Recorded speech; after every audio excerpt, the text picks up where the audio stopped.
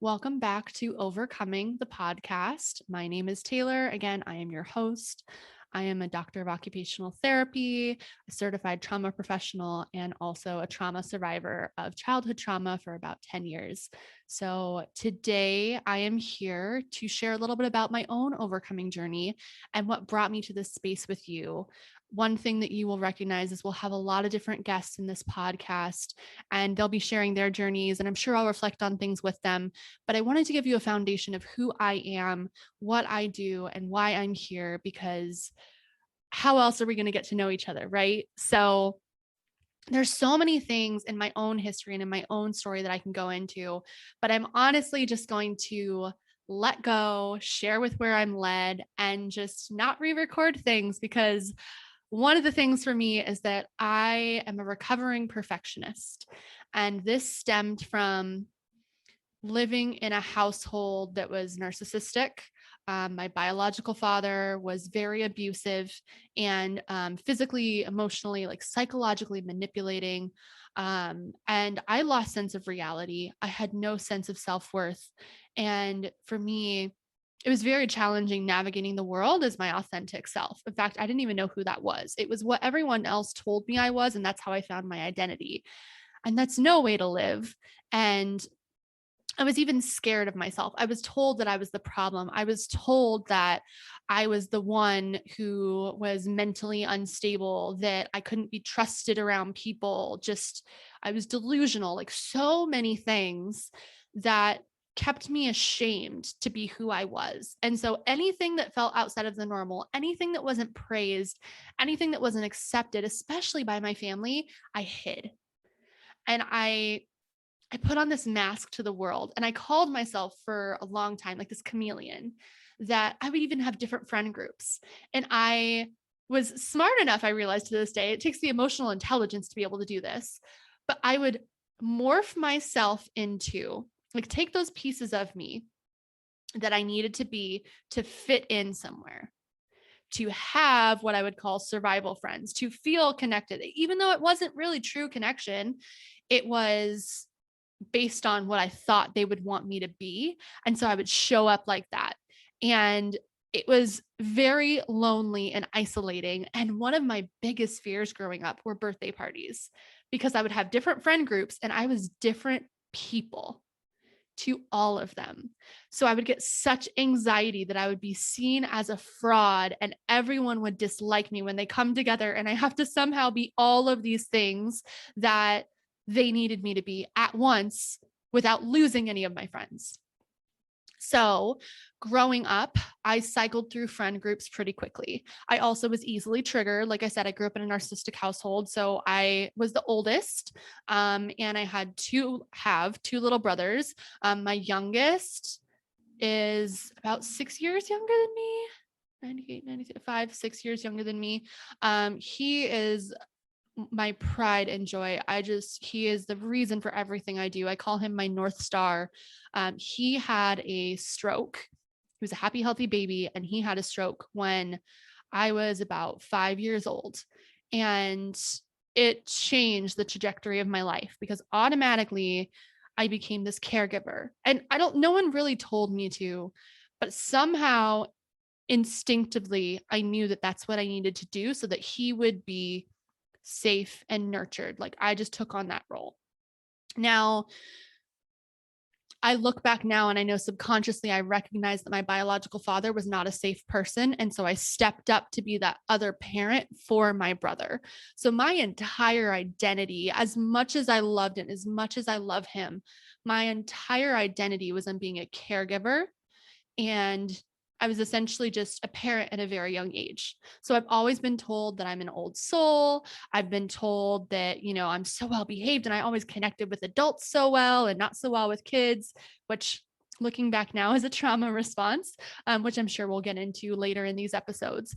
But, I was that different kid, and I would cancel play dates to take care of my brother. It was just, for me, it was a true joy. And like I said, I love him to death, but I internalized such a role to take care of him and protect him. And my other brother, who is closer in age, so he's about 3.5 years apart, and then those two are about a year and a half apart.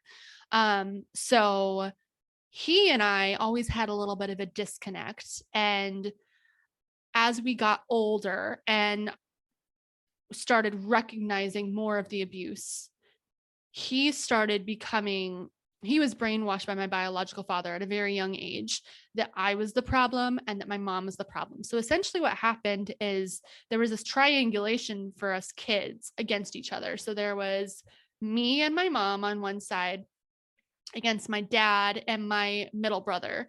And then the one who has special needs, he just kind of ended up in the middle.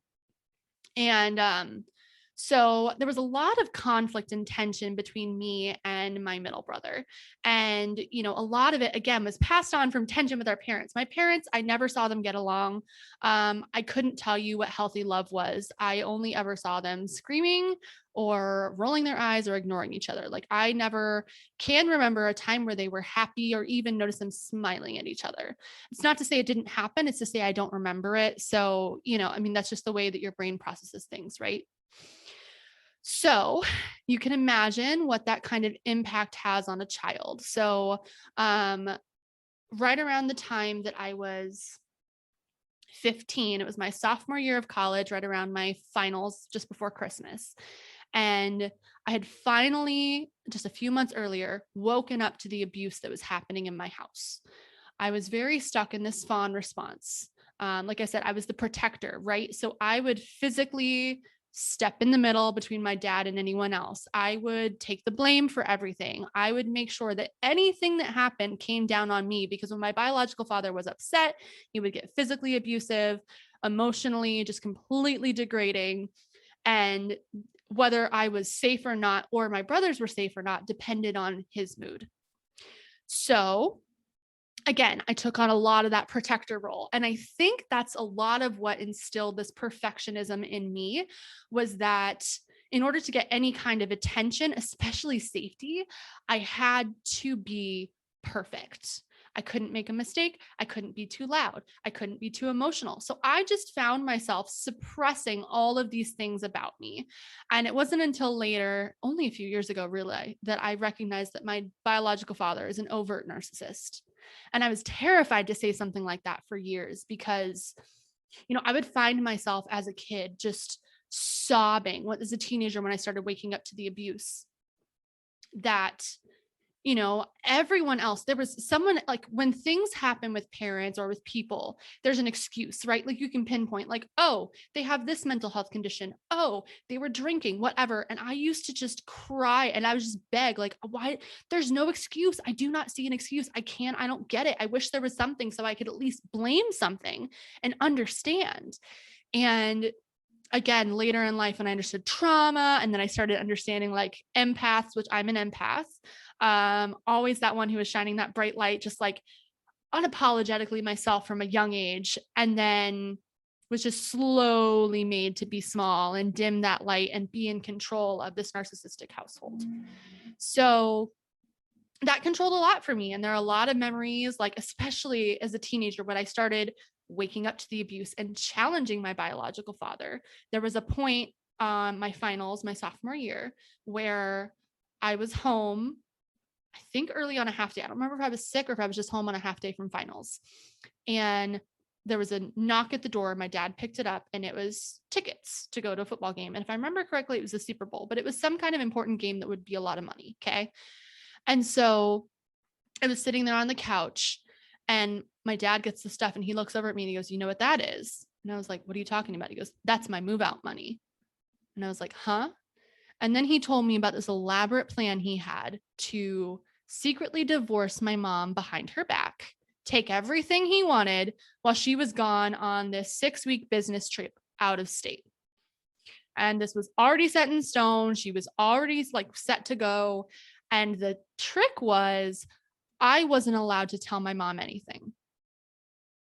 So just think about that as a teenager, this person who's telling you this, they're your abuser. Okay. Like, he's been physically and emotionally abusing me for years and is trying to tell me and control me yet again and say, but you can't tell the one that you've always been on their side, always on their team. You can't say anything to her, or I'll kill you. I'll ruin your life. Whatever. So long story short with that, Christmas was rough because we were fighting and there was a lot of tension there. And I'm like, I'm going to tell her. And he's like, no, don't you dare. And eventually it was this heavy burden put on me. Right. And I swear he was going to kill me. I'm very convinced. And I was like, you know what? She needs to know. Right after Christmas, I ended up telling my mom. And in that moment, my dad told me that I ruined his life. I ruined his plan. And he was going to make my life a living hell. That was his goal. His only goal in life was to make my life a living hell. And he tried. And, it started with so my mom did end up going. My mom left and went to Oklahoma, lost her custodial rights for anything that was happening with me because she was out of state. And that's when the manipulation really began. First of all, my biological father was cheating on my mom with the youth pastor of our church. There's a lot of religious trauma there. The most abusive person that I can think of was the biggest churchgoer and all about Christ saves and we forgive. And so pushing that on me at an early age and kind of forcing us to go to church. And again, when my mom's out of state, my dad is cheating on my mom with the youth pastor of our church, not just like the youth pastor, who again was a trusted person to me. And now I see as essentially like a villain in my story, right? And I just remember this repressed rage and this inner voice that had literally been suppressed for so long that finally came out during that time. I started challenging him. My biggest accomplishment to this day was that he hit me and I jumped on his back, grabbed his hair. He's like the 6'4" big man, grabbed him by the top of his hair and pulled him down to the ground, kicked him in the stomach and ran away. Then I ran to my friend's house and she called the cops. And I'll get into that in a minute with the cops. But for me, taking the power back over my abuser who had tortured me for years was my biggest accomplishment. Now, during this time also was the only time that the police had ever been called. To this day, I mean, because again, I was threatened to lose my best friend, everything, and they would kill me. My dad had a Glock in his bedroom that he threatened to use before. And so he had me scared into silence. And so this platform, Survivors Overcoming Silence, is really a testament to that overcoming journey. And again, it starts with just silence and talking about things. But with this platform, I recognize that overcoming is so much more. And we're just consistently overcoming and healing and growing from obstacles in our life. As humans, whether or not you have the trauma background I do, we all have experienced something that we have to heal and grow from. And it's consistent. So hence overcoming. So side note, bringing you right back in. Sorry. My brain, I'm also convinced I have ADHD-like symptoms, the executive dysfunction and like the disorganization sometimes that is definitely stemmed from trauma and like the damage over the years. I do not have a diagnosis, but if I kind of skip around, that's kind of what is happening. So sorry in advance, but I'm going to try and keep it on. Like I said, I'm not going to edit this. So yeah. Okay. So then that happened. And there were a lot of instances that I can remember. The cops were eventually called, and I'm very feisty and strong-willed. Once I fight back, let me just tell you, I am the nicest person until I hit that limit. And then when I hit that limit, watch out. Okay. And this isn't just for everyone. This was literally just my abuser. Okay. This is how determined I was. So my dad was talking on the phone while my mom was gone to the lady he's cheating on my mom with, right? And I was just in rage. And I'm looking back, I'm like, should I have been as upset as I was? But when I recall everything, again, I was always like protecting my mom. I was on my mom's side for everything. So to me, this was the deepest betrayal ever. And it was almost, I was acting on behalf of my mom. She never told me to, but again, it was just this like internalized sense that I needed to take responsibility for this and protect everyone. Looking back, I recognized that I tried to protect everyone because I couldn't protect myself. So it was like an overcorrection and also a trauma response. But So I was determined, and I sat there for hours. I mean, I'm pretty sure it was like 3 hours just outside his door saying, I'm not going to go to bed. I'm not going to go to bed. I'm not going to go to bed until you hang up with her, over and over and over. Like to this day, I was like, dang girl, dang girl. But earlier that day, he was a DJ. So he had boxes of CDs and he was carrying something. And I said something snarky, again, challenging him because I'm not tolerating the abuse anymore. And he threw the whole box of CDs into me and like slammed me into a wall. So that was one thing that happened that day. Another thing that happened that day was I was said something I was nearby the refrigerator, and right as I closed it, he slammed the door on the refrigerator. Then he grabbed me by my forearms, pinned my arms like a goalpost with my back against the refrigerator, and rammed his forehead into my forehead as hard as he could while he was gritting his teeth and threatening me. And those are the two main things that I can remember. I know other things happened that day, but again, these are just the types of things that happened in my life on a regular basis and the type of abuse that I dealt with. And then acted like I was the reason, and literally told me, you made me do that. Nothing I ever did could have made that happen. But again, I was so convinced that I was the problem and I didn't care anymore. So like I said, later that night, I kept, I would break into his room with the locks. I was like, nope, not doing it. Again, challenging, completely like in this fight mode. I was done. For years, I was silenced by this person. I was taking the brunt of everything. I was done. He ended up calling some kind of hotline. Basically, my teen is out of control and mentally unstable hotline. And they talked to me and they asked what was going on. And they asked me to recap the night. So I did. And they told me that I needed to act like everything was fine, act like I got in trouble, and give him back the phone, go to sleep, and go to school the next day and tell the cops everything I just told them. And I was like, okay. Again, at this point, nothing has been reported about abuse. This is all silenced. I was a straight A student. Again, I was the chameleon. So I was liked by everyone. I was probably teacher's pet, like trying to get attention that way. Like no one really knew what was happening. And so I did. I acted like everything was fine. I listened to the people on the phone, thank goodness, because who would have known what would happen to me physically if I didn't?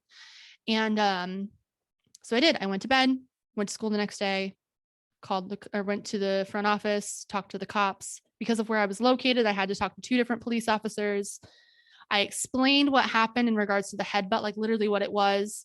And the first officer said, oh yeah, that's a headbutt, like from the first jurisdiction. And then the next one came and said, oh, that's not a headbutt. And so they said I changed my story and I wasn't a reliable source. And so they didn't do anything about it. Well, there was still weeks into what was happening. My mom was going to be gone. And my friends, there was one day that I didn't show up to school and I think I was sick. I either was sick or I skipped on purpose and I don't remember. And again, up until this point, I had been a goody good. And my friends kind of knew what was going on at this point. Like after I told the cops at school, people knew. Okay. But again, if the cops didn't do anything, who's going to do anything about it? Right. So there was a welfare check called on me when I didn't show up. And I remember, the 2 cops came to the door. They asked me how I was, what I was doing. And if any adults were home or whatever. And I remember my biological father was so angry that I had done that. How dare I be telling people? And I got hit even more that night. And I got even more physically abused and emotionally just completely berated. And it got to the point where I just started challenging him. I just didn't care anymore. All it was like, I'm going to call the cops as much as I can. It doesn't even matter. I'm like, he literally, one time he hit me with a textbook. He just took multiple textbooks and he just whacked me. I was like laying down with my legs up. And I said something snarky about him cheating on my mom. And he just took the textbooks and he like whacked me repeatedly on my knees. I fought back, got up, ran next door. Next door called the cops. Next door was one of my childhood friends.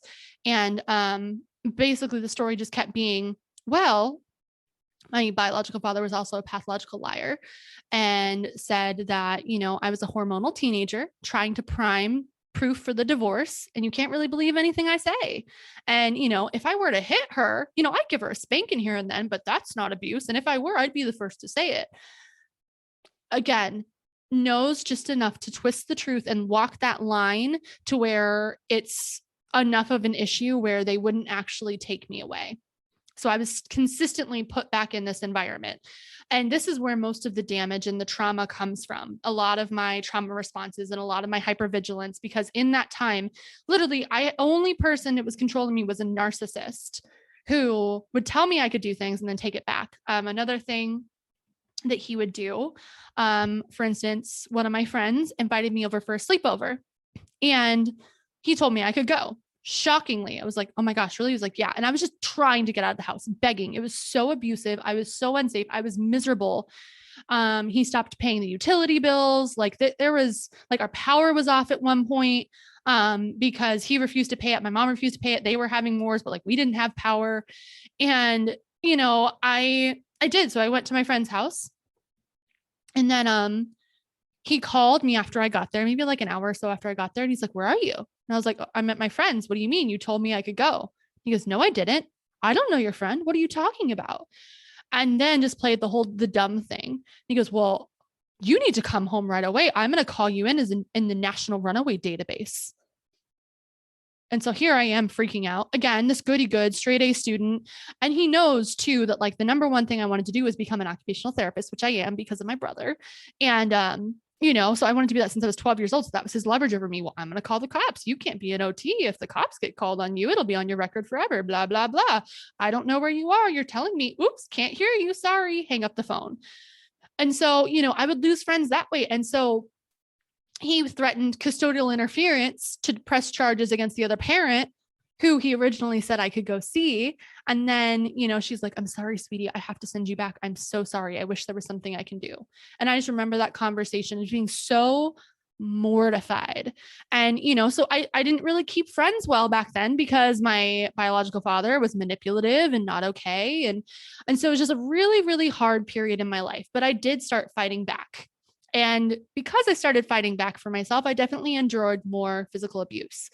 Also, around this time, my brother started becoming more stressed and more upset and more against me. And so my brother and I would fight a lot more. So again, my mom eventually came back and it was my brother and my dad against me and my mom. And my special needs brother was just kind of in the middle and wherever he ended up. So it was a really long, messy divorce. Again, my parents hated each other, you know, and my mom, to deal with everything from what I can remember in my childhood, just kind of tuned out, kind of zoned out. She was the doer. She kept the house going. She was the one who worked. My dad was on disability for some stuff. He was self-employed, but didn't really do much. My mom would cook. My mom would do the yard work. My mom would do absolutely everything, take us everywhere, all that stuff.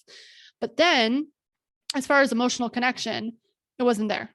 She did not really connect with us. She didn't really connect with anyone. She kind of was just shut down, which I don't blame her, but that pattern continued into our adulthood. And so I never felt emotionally connected to her. And I didn't have that support.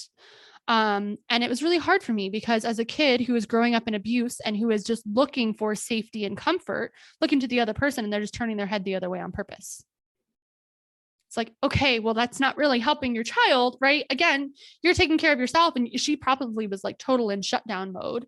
I get it. But for me, it was really traumatic and really hard. And even to this day, like I haven't had contact with my biological father in 7 years, but the things that he would say to me every day, I was worthless, I was fat, I was ugly. I mean, just so many things. I looked pregnant. No guy is ever going to love me. And if they did, and some guy was going to marry me, then he would find them on my wedding day and come and tell them how crazy I am and get them out of it and save them. They're going to blow up my career, even, you know, threatened to do that when I was in OT school. And, you know, I had to go to my OT school and there had to be security had to be involved. Like, and just has not let go of the fact to this day that I ruined his life. Okay. And there were other things that happened. I say biological father, there's stuff there that I'm not going to get into. I am very supportive of all people, inclusive. However, to me, this story, I say biological father. Okay. This is what it is to me. That's what I'm saying there. Anyways. So now as an adult, later in life. So first of all, the family in between, oh my, okay. The family I had like a fake family essentially. Okay. And it was my mom's best friend from high school, her family. Her mom was another one who was working all the time, who was gone a lot, from what she's told me. And so she kind of was like raised also by this. It's like a second family to her. And they had been around since I was born. Okay. So I considered them family. There was no biological relation. However, that's just kind of what happened. And so whenever there were issues with my mom's side of the family or issues with my dad's side of the family, because they both had their own problems. And again, as a young adult and teenager, I recognized this and it was really weighing on me. And I would go to this family because they saw the dysfunction in both and could validate me and give me that love and support that I was looking for. Okay. Well, there was a male who was married into this family and he was in the military and I saw him as like a second father figure. Well, shortly after he came back from being away from a stay in the military, he was staying at a trailer park. And long story short, I hadn't seen him in a while. I was so excited to see him. It was like right after Father's Day. And I literally called him, like basically saying like, Happy Father's Day. You're like a father to me. I appreciate it. And I was at a campsite with my friend, like a few minutes away ish, probably like a 20, 30-minute drive away, with her on vacation. And then one night I went to see him. Long story short, I was sexually assaulted that night. Not something I would have ever seen coming. My body shut down. I can't even begin to describe what I felt. Pure shock. I remember that, and what had happened. I won't go into details because I know that's triggering. But I remember at one point I got away into the other room and I slammed the door shut. Like it was like one of the slider doors, so like to get away from the bed. And I was laying on the couch. And I remember saying, because I didn't know anyone. I was on vacation in the middle of nowhere in the middle of the night in a trailer park. And I remember in my head, like, okay, if he comes out that door, I'm just going to run and I'm going to scream and I'm going to get help somehow. I don't know how to do this, but I have to get out of here. And that the rest of the night, he did not come out once I finally got away. And I hit him. I did everything I could to fight back to get away. But there had already been a lot of things that had happened that night as far as sexual assault. And so the next morning, he wakes up and acts like nothing happened. Like he was just going to drive me back to my friend's campsite until we were driving. And he said, I'm going to take a different way. I was like, okay. And terrified of him, right? Again, in this fawn mode, because that's what I've learned to protect myself. I'm like, and he decides to go along this back dirt pathway that essentially was just a dirt road one way. And on one side was a cliff. And on the other side was just a little bit of clearance. And so we're driving and he all of a sudden turns to me and just goes, and just starts talking about last night, just casually, not saying anything about it. And I was like, what are you talking about? And we did karaoke earlier that night. So I was just like, oh, because you're a bad singer. And then he started saying things about how I liked it and I'm so dirty and whatever. And I was just sitting there disgusted. And I'm like, what are you talking about? I don't even know what you're talking about. Blah, blah, blah. Like, again, just terrified. And then all of a sudden he started to veer the car towards the cliff. He was like, it'd be really stupid to say anything, right? And essentially just told me that I'd be smart to keep my mouth shut. And I was like, I don't know what you're talking about. And he was just like, good. And then veered the car back. He was so calm and cool and collected in that moment. And I knew that he had done it before and probably would do it again. And so I was just, again, still in complete shock, still just trying to protect myself, and had about a 3-hour ride home with my friend and just in shock the whole way there. And, I eventually decided to report it that evening when I got back, and I went to the hospital. I did all of like the reporting stuff. I, swabs, picture, all the things, the interviews, the multiple interviews, again, still in shock, remembering things as, they were taking pictures or, how memories pop up from trauma. And, it just, I became disowned by that family. And the person who I trusted the most in that family told me that I was hurting her family. How dare I? And I need to drop charges. And at this point, it wasn't even me who was in charge of pressing charges. It was the department, county, I believe. And so I was going through with the trial and I was prepping for the trial and I had severe PTSD. I couldn't eat. I couldn't sleep. Every time I would close my eyes, I would see him and I would panic. Like I couldn't go anywhere alone. I thought that I would be viciously attacked. Again, logically, it didn't make any sense, but like my whole body would shut down where I would like curl up in a ball and hyperventilate. There was one time that happened when I was in a grocery store. I couldn't even get gas alone. And so I just lost control of my body. And what happened, I also started hallucinating during this time. And so like I said, my two primary abusers were like father figures to me. Okay. They're both over 6 foot tall and men. And so I would see people in public that were like, that around that description, like bigger guys. And I would hallucinate and see one abuser's face, and then it would transform into the other one. And it felt like reality. I was absolutely terrified. And, I was going through counseling at the time, and essentially they originally diagnosed me with acute stress disorder, and then later went through the DSM and said, you have PTSD once it hit the criteria for it being long enough.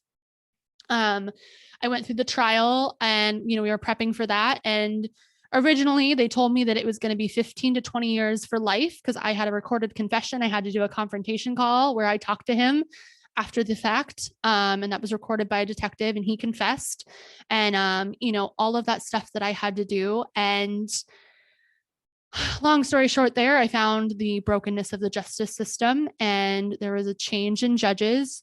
They started saying that the charges weren't valid and there was no proof and blah, blah, blah. And even with a recorded confession, jail time started to go down from like 15 to 20 to life to maybe 7 years if we're lucky. Found out the new judge was very pro-military because my judge originally had gotten promoted. Lucky me. And so this guy was just basically known to let sexual abusers get away and very pro-military, which that person was to me. And like I said, had just gotten out of the military. So there was that whole thing. And so I had to decide what to do. And I was essentially bullied into a settlement. I was hallucinating so much to the point and dissociating that if I were to even think of the trial, I was going specifically to a therapy session to prep for the trial. And even thinking about what might happen, I dissociated so much that I woke up 20 minutes later while I was driving. I dissociated while I was driving, no idea where I was, came back to consciousness, started panicking, pulled the car over, heavy sobbing. Like I called my mom. I was freaking out. I didn't know what was happening. To the point I couldn't do it. I physically could not go through with the trial. So I asked the people that I were working with, like the victim's advocate and everything. And I said, is there a way for me to share my testimony to the jury and the judge and him be in another room? Like I cannot, the thought of seeing him, I can't do it. And I don't remember which person on the legal team said this, but they said that he has every right to look me in the eyes as I'm sharing the testimony. And shivers to this day, still, if you're watching on YouTube, you probably saw just how uncomfortable that makes me. They said, oh, you can hold a therapy dog. Yeah. So it did not work for me. I eventually ended up taking the settlement and the settlement got lower and lower and lower. So he would get less and less time and eventually got down to no jail time. But my one thing that I would not budge on is he absolutely had to be registered on the sex offenders registration list because the whole reason I was reporting it is because he had a daughter who was my age and he had a daughter who was younger and and again, how he confronted me afterwards was so calculating and not okay that I knew that he was a predator and would easily do it again. Just the control he had over people and emotionless control, like complete psychopath. But anyways, so I ended up signing that he was put on probation and on the National Sex Offenders Registration List. got a call a couple years later that the paperwork was misfiled, quote unquote, and that I needed to, nothing happened. He's basically free. It's like I never reported it. Cool. And that, for my victim's advocate, and that I would have to write a petition to the judge to try and reopen the trial and do it again. And so at this point, I had already healed and been through therapy, and I felt more comfortable being able to restate things. And again, trauma, details from trauma. If you've ever been through significant trauma, those specific details, sensory, everything, I could relive it to you like it was yesterday. It's that deeply ingrained, and it's just not okay. Anyways, so I gained the courage and I said, okay, I'll do it. And I wrote this note to the judge. I said, why I think he's a predator. And they essentially told me that they don't see him as a predator because he knew me. He's not a threat to society, and they're not going to reopen the case. So he's walking around free right now. Like nothing happened. So everything I went through is like for nothing. So I am a big advocate for people taking their life back after trauma. So after I was assaulted, I went to OT school. Okay. And that's where I started to get my doctor of occupational therapy, and originally was just planning on working with kids. And I found in my first year, I went to a national conference and I found these presenters who were presenting on trauma in occupational therapy. And I had always wanted to work with survivors. Again, I like to save people, right? Like I was that protector. It's the role I was in my family growing up. And that's just naturally, like I'm an advocate and a helper. And I would use things that I had been through to help people. So hopefully what they've been through is not as severe as what I did. And so I became very passionate about this, and I ended up making it my independent study, and it transitioned into creating my own doctoral research project around childhood trauma and understanding the brain. And in the research, when I was doing the research, I was triggered, and there's so many things that came up, but I learned a lot about trauma. And in that, I learned that a lot of the things that I had experienced, a lot of my personality, a lot of all this stuff was a trauma response. And I recognized how dysfunctional my home was. Seriously dysfunctional. And no one in my family would admit to the level that it was. So I started recognizing the way my brain reacted and all of those things. Oh my gosh, that's trauma. Oh my gosh, I'm not over dramatic. Oh my gosh, I'm not stupid. Oh my gosh. And so just learning about the science of trauma and the trauma responses and all of that stuff throughout my studies helped me to not only start healing my PTSD, along with therapy, of course, but also the narrative that I was the problem, the narrative that I wasn't enough, the narrative that I was crazy, okay, that had just been deeply ingrained from my biological father in the years of abuse. And so I got to the point where I felt very comfortable with what I was doing, and I just wanted to share everything. And I came up with this idea on how to train survivors, or how to train professionals who work with survivors. Because again, I've seen how poorly people were treated in the education system with kids. I saw firsthand, even in the reporting process, there were so many awful things that were said to me. A nurse told me I was lucky for reporting it. And anyways, so there were so many things that I found were not trauma sensitive and actually were re-traumatizing. And when I was in that process with the judges and, the pretrial stuff, I recognized why people do not report. I had family members go against me. I had people blame me. I was told that I was lying. I was told that I was the problem. What was I wearing? All of that stuff. And on top of that, I just was seen as an unreliable source. And then I was told from the defense that one of the things, or that I heard the defense was going to use a strategy against me, saying all of the things that my biological father has lied and said against me, again, to manipulate, control, and, narcissist, pathological liar, they were going to use against me as truth, as a defense as to why I'm not reliable. And so this person can get off scot-free in this trial. And family, who I considered family and trusted, who used to protect me from that side of the family, was now going to use that against me, like I was the one who was lying and I was the one who was the problem, so that their people could get off free. And at this point, I had already changed my last name to kind of go along with theirs. So it was very upsetting, to say the least. And so I was working on the relational issues and the losses and the sense of trust that I had lost in that. And so, when I was rebuilding and healing, of course I did therapy, but I had to do a lot myself. And I had to learn how to get back to just being functional again. And the more I learned in occupational therapy as I was going to school, the more I learned how to adapt and modify things to help myself. And so I kind of became my own therapist in a way. And I know there's a lot more on self-healing nowadays, but I started diving into more things, and I started recognizing, my mentor was really passionate about mindfulness. And so we dove into the research in mindfulness and trauma and what it can do for the brain. And so I started getting interested in more holistic stuff.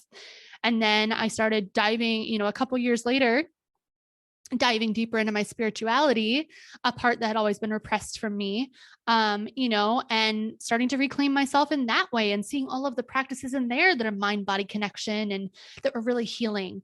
And, I found myself graduating, doing all this stuff, excited somehow, like wanting to change the world, but also this deep, deep imposter syndrome.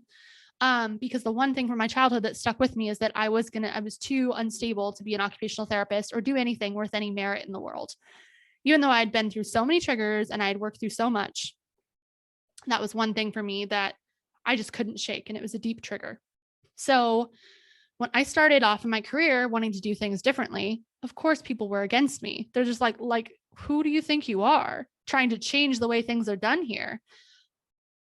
But I knew that I had something unique and powerful to provide, that as a trauma survivor, I see what we're teaching and what needs to be done differently. And I also, as a professional, saw the importance of trauma-sensitive education and trauma-sensitive care through everything that everyone does. Because at baseline, in the research that I was looking at, people who are impacted by developmental trauma is 1 in 4.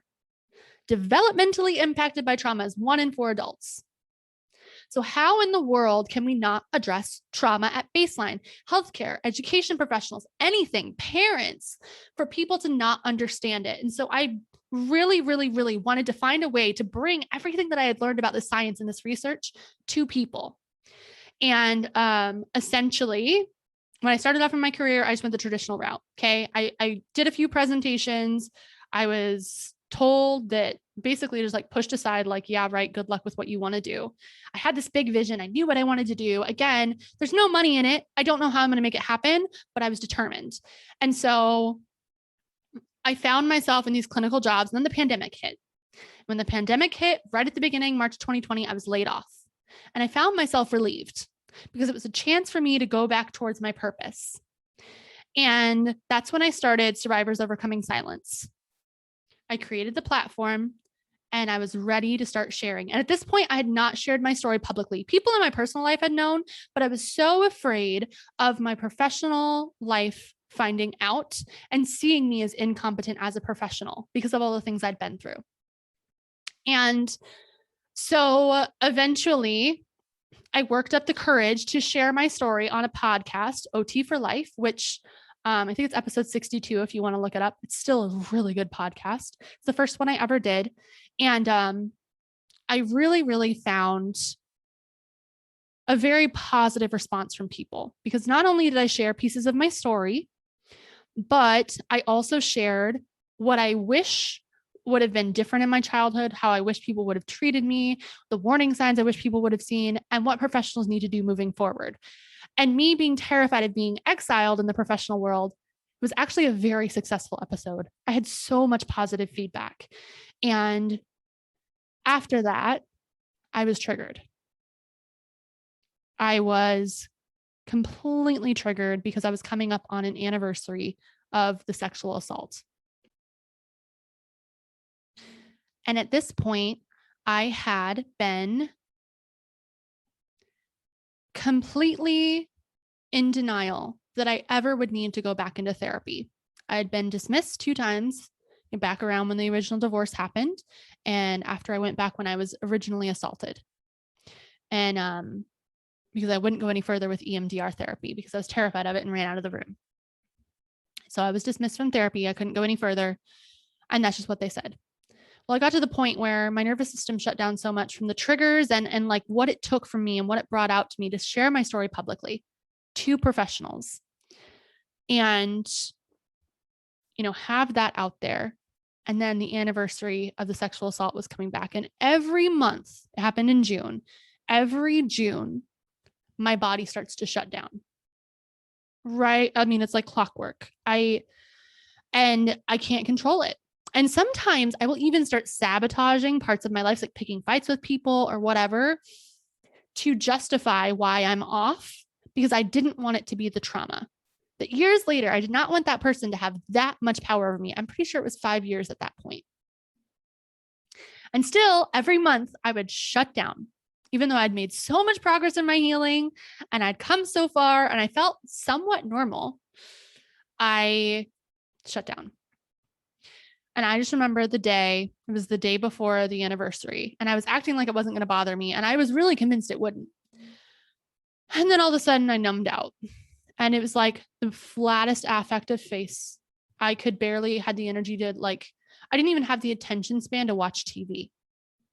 I couldn't focus on anything. I was just so zoned out. I had no emotion.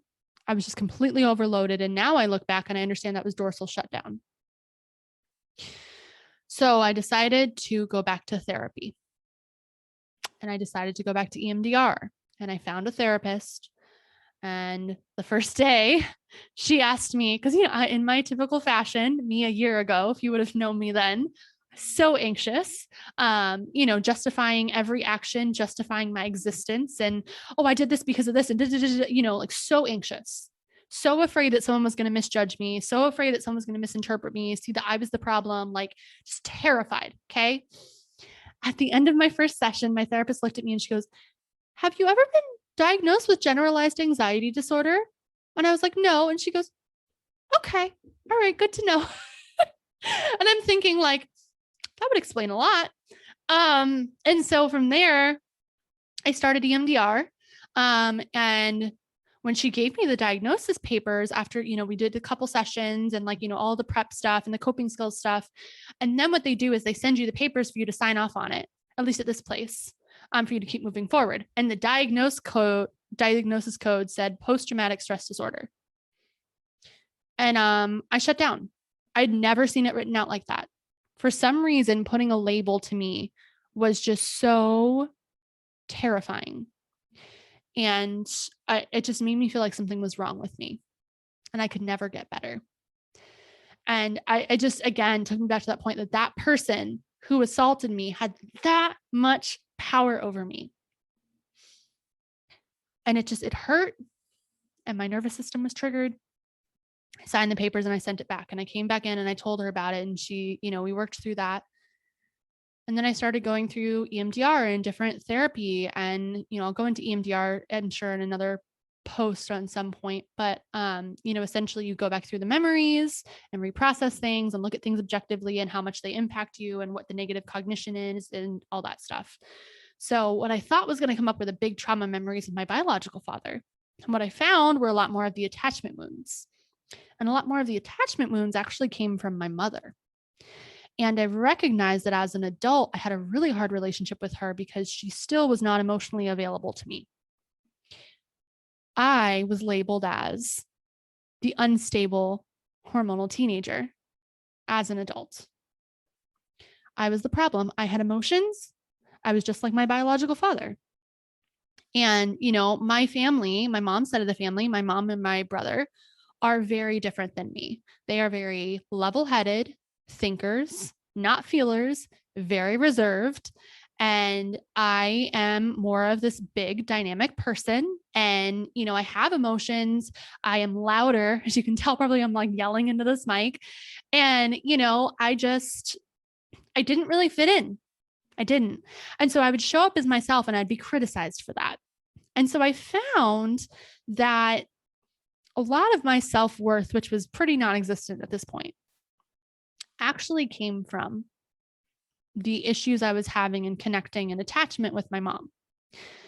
And, I brought this up multiple times. I tried to work on it and I started recognizing more and more. And then my therapist brought up this term to me and she said, "Have you heard of what a covert narcissist is?" And I was like, "No."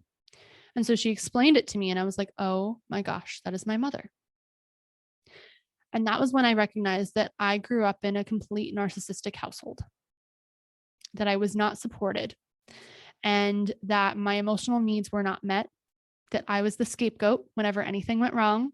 My brother in the middle was the golden child, and the special needs brother was really just taken care of because, I mean, he functions at about a 6-year-old level in his 20s. So he doesn't really have a lot of like say in the family dynamics. He's just kind of there. But he's very empathetic and receptive. And like I said, it's one of my favorite people in the world. Like I said, I call him my North Star. But so the family dynamic was extremely dysfunctional. And then there were enablers within the family. There are enablers on my biological father's side and my mother's side. And to this day, they are upset that I am doing this and upset that I'm saying any of this. I've had people call me in the family and say they're deeply distressed that I'm sharing things. My mom told me it sounds like I was locked in the closet as a kid and that she didn't do anything for me. And I told you my mom took care of the whole household. She did. But the emotional connection wasn't there. She didn't have the availability to do that for me. And even to this day, she doesn't. And she's still in this protective mode. And she refuses therapy. Everyone else in my family refuses therapy. I'm the only person in my entire family that I know of that has ever gone to therapy for anything, has even admitted that something was wrong. I recently found out that I'm German and English, which I guess is like a awful combination as far as like trauma is concerned, because one is super business and the other is we keep everything private. We don't talk about things. And if you do that, you're a threat to the family. And so I am the black sheep in the family. I am still seen as the crazy one, the emotionally unstable, I'm airing family business that I shouldn't be publicly. And how dare I? And I'm over identifying as a survivor. Like it's my whole identity. And so, I take this feedback and I hear that and I started sharing these things. And later on in my therapy, my therapist mentioned that I have complex trauma. And so I looked that up and then I found all of the pieces of my life came together. I was like, oh my gosh, my personality is a trauma response. Like, oh my gosh. And I just started recognizing, and in households where there's complex trauma, there are these unstable family dynamics. And typically there's also generational trauma. And as an adult, I started learning more things about both sides of my family, and like different family members would tell me different things here and there. And I'd be like, whatever. And again, as a kid, you don't recognize these things, but there were scandals about people coming out as abusers and, repressed things from childhood that people are coming out as predators. And, one person I'm noticing the guilt tripping and the gaslighting, and the other person is just super overtly abusive. And I'm just like, oh. And so I woke up to that, and I was with my partner at the time. And I just remember like telling him all of this. And like, he helped me really like see my childhood properly, because he was in my life when I was also a sophomore. So like we met each other when I was a sophomore. And like I said, the peak of the abuse happened my winter break as a sophomore year. So he was a good friend through all of this for me. And he saw firsthand some of the things that were happening, a lot of the things that I blocked out. So when I was with him, I was able to see my childhood differently, especially my teenage years. And it really helped me to reclaim myself and my identity and what actually happened, because I had someone objective tell me what actually happened, and working through these things in therapy and reprocessing things and memorizing or remembering things differently as I'm like reprocessing memories. And so, my partner is no longer my partner. We split for reasons, but I am grateful for that time because it did help me to figure out who I was. And so while I was in a relationship with him the entire time, I was going through deep EMDR and therapy, and I was recognizing who I was and what I needed and what I wanted. And I started speaking up about things. And I recognized that that person did not like that I was using my voice either, and said that I was talking too much and communicating too much. And it could have been also obviously an overcorrection. But there were some things that I would bring up, small things, and it was met with a defense. And it was met with,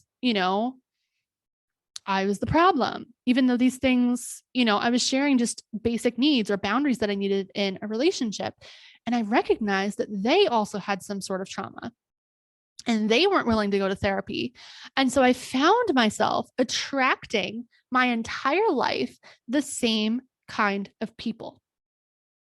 Some people were there who did like kind of support me and care for me and, wanting to like almost like save me because it seemed like they couldn't save themselves is the conclusion that I made. And others were terrified by the spark and the light and the truth that I had. And so they were trying to keep me small and silent. And I had to break out of all of that and reclaim myself and create my life to be what I wanted it to be. So there were some red flag things that happened with my partner. I told my partner we were living together. I told him we needed to leave. He moved out. We broke up. And I started getting deeper into my spirituality. And I started going on this unconventional journey that led me to quitting my job, that led me to creating this business and going all in, that led me to coaching trauma survivors, that led me to all of these deep core wound triggers coming up in this period of instability of, I lost my house. And it was just, I basically like asked the universe to remove anything that doesn't serve me. And I walked away from my job. I lost my house. I moved 2,000 miles away with a friend taking care of me for a couple months while I launched my business to get financially stable again, taking a risk on my dreams that I was intuitively driven to do. And everyone thought I was really not making the right decision. And you could tell. And I did it anyways. And I realized everyone has their own journey and we all feel so isolated. And I didn't really start living until I woke up, probably about 3 years ago. When I started recognizing that I was a walking trauma response. That's my personality. Everything about me, the friendships that I made, it was trauma. That's how I learned how to exist in the world. And that was terrifying. Absolutely terrifying. And so with all the work I did, I leaned into holistic wellness. And that is understanding yourself mentally, emotionally, physically, spiritually. And there's like others that, like socially, it's adapted from the 7 aspects of wellness, which you should look into. But those are the 4 that I focus on. And like social, emotional, I feel like kind of go together, like our relationships and our emotional and our being. And so as I started leaning into that in my own healing process and tapping into each of that and gaining control and understanding and awareness in each of those aspects of my life, I started recognizing the impact that it had on my healing. With self-love and self-worth at the foundation, and then focusing on these 4 aspects of wellness, I discovered myself. For the first time, I know who I am. I love who I am. I am comfortable being alone. I am comfortable making mistakes. I am comfortable with people disliking me or even saying bad things about me because I know my truth. I have healed so much that I am a different person. And all I want is for other people who were like me, who were stuck, to be able to experience that. I can feel this like heaviness in my chest that I'm like trying to push back as I'm saying this, because it is that powerful for me. Healing is constant. And as trauma survivors, we are told a lot of the time, especially in dysfunctional family dynamics, that we're the problem. And anyone who speaks up or who goes against the norm, how dare you? And we've seen in society when survivors speak up, they're blamed and shamed and just we're the problem. And so perpetrators continue to go free, abuse continues to cycle, and no one is doing anything about it. And so that's why I'm here. Not only is this podcast here to support survivors in their own overcoming journey, to give them the tools and all of the things that we didn't learn in school, their families sure as heck aren't going to tell us because they're part of the problem, and to get us started on that journey. And I have met so many amazing, amazing people in this space and in this healing journey. And I am just so fired up that I can use absolutely all of my strengths, all of my lenses, everything I've learned, all of my experiences to share openly, honestly, what works, what doesn't work for me. And other people can do the same. They can share what works, what doesn't work. I have some ideas with the research.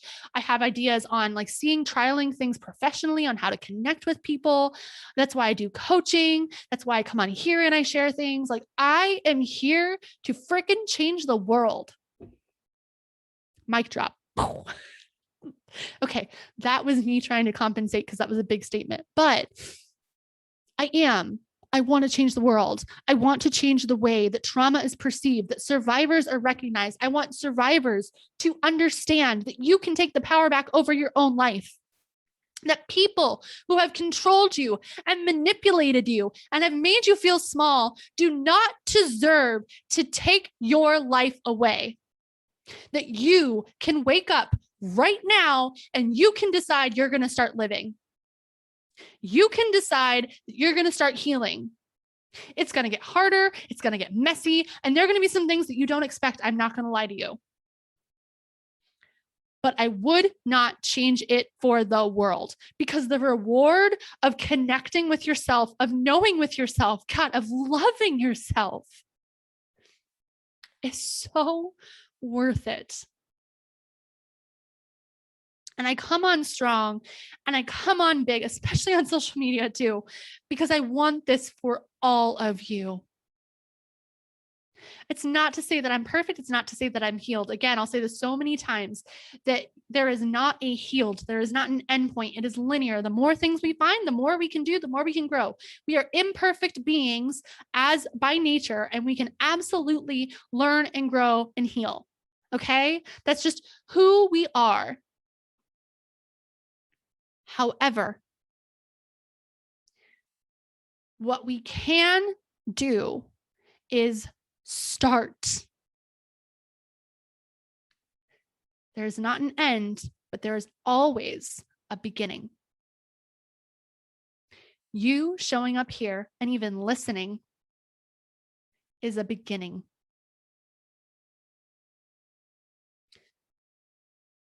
You even thinking that you have worth, that there's something out there you want to learn, you want to grow, you want to separate yourself from these people. You want to find people that align with you. You want to live, you want to feel, you want to breathe. You want to just not be stuck in these constant survival responses. Maybe you don't even know they're survival responses. You can take your life back. You can reclaim your life and yourself after trauma. It is possible. You are not alone. You are not the problem. The systems are broken. They just are. Family systems, educational, judicial, medical, they all are. And I'm sorry I'm saying it. But we can use our voices and use ourselves to inspire change in our lives. And if I am able to use my voice and what I have learned and what I have been through to even help change one life, then I have succeeded. I will say it until I can't say it anymore, that you are worth it. You deserve healing. You deserve love. You deserve to know and love yourself and trust yourself and show up as the authentic, incredible, unique you that you are. You deserve it.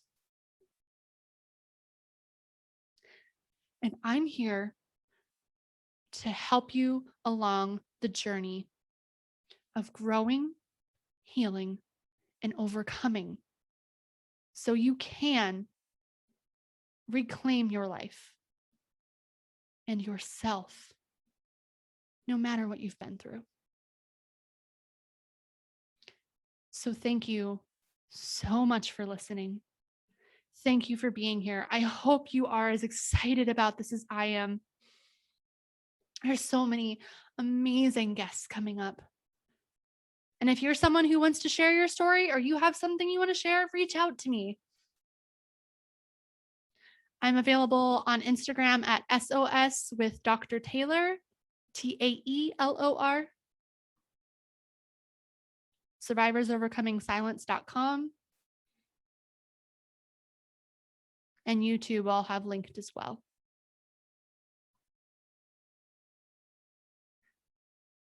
I want you to know how special you are. And I know that trauma makes us feel the complete opposite. That you're not a burden. You're beautiful and amazing and wonderful. And I hope you see it. And I hope you pick up things on this journey and overcoming, and it brightens your life. And maybe one day you'll be like me and you'll be sharing your light and your story to everyone about how you've been doing it and how it's transformed your life. Never thought that I would be in this spot. Always wanted to, always dreamed about it. Never thought I could actually do it. Here I am.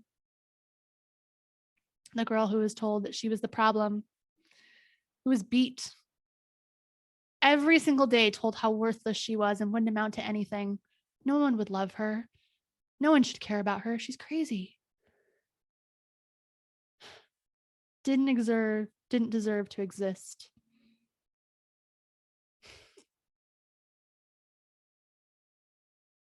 And yet, I stand and I share and I am worth it. And you are too. So let's reclaim your life, shall we?